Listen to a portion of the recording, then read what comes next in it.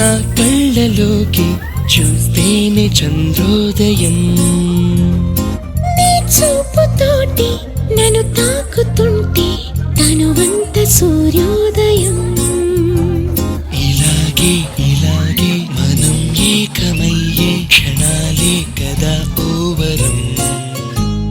అలాగే అలాగే ప్రపంచాలు పలికే కథవ్వాలి మనమిద్దరం. నీ కళ్ళతోటి నా కళ్ళలోకి చూస్తేనే చంద్రోదయం.